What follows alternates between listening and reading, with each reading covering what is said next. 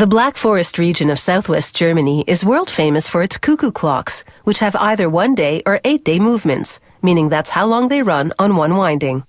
The standard feature is a little bird that emerges and cuckoos when the clock strikes. Some clocks also play music and have moving figures.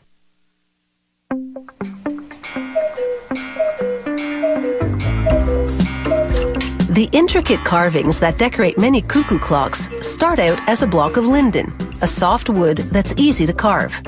An artisan first outlines the basic shape using a stencil and paint, then cuts it out with a jigsaw. Here he's cutting 3 blocks at once. To steady the piece, he mallets it to nails protruding from a block of wood.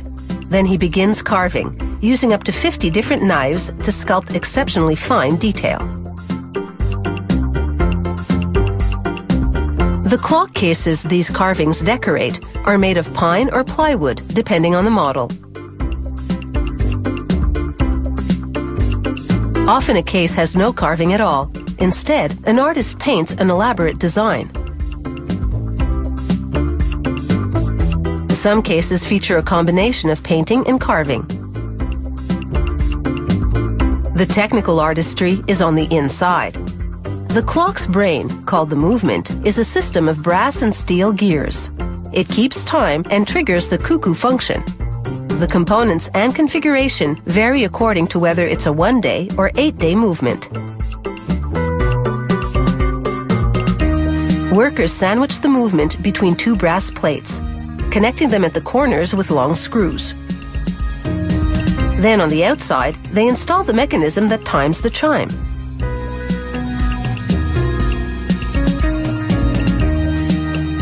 Next, the steel wire on which the cuckoo bird will perch. Then last but not least, the reels that'll move the clock hands. The factory runs every finished movement for 2 days straight to ensure it functions perfectly. The first part that goes on the clock case is the dial. They tack it with tiny nails. Next, the wooden cuckoo bird. They insert the movement's perch wire through a hole in his foot, then secure it with a screw so he doesn't fly off. After trimming his tail so he'll fit, they screw the movement, bird and all, inside the case. Next, the steel wires that operate the components that produce the cuckoo sound. We'll see them shortly.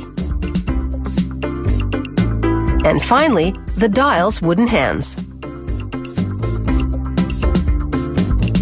Every cuckoo clock has 2 chains that regulate the speed at which the movement gears turn. As we see here in slow motion, an automated machine makes these chains 1 link at a time by first cutting and then bending pieces of brass wire. Each chain goes into the case through a hole in the bottom, then onto a wheel in the movement, then back out through another hole in the bottom of the case. S-hooks go onto the ends. These will hold cast iron weights that pull the chain. Workers rig up a small wire connecting the bird and the door. This opens the door when he comes out to cuckoo.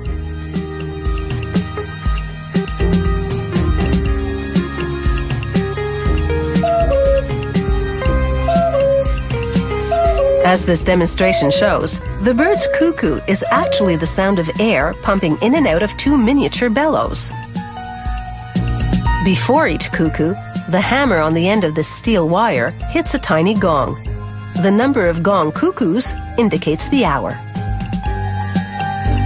After connecting the bellows to the movement, there's just 1 step left: running a wire from the movement through the bottom for the pendulum. The technical choreography can now begin. Winding up the clock raises the chain, pulling up the weight on the end. As the weight falls back down gradually, it pulls the chain, which turns the movement, which drives the hands of the clock. The pendulum regulates the pace. At this factory, a clock gets the seal of approval only after a 2-day test run, during which it must perform impeccably.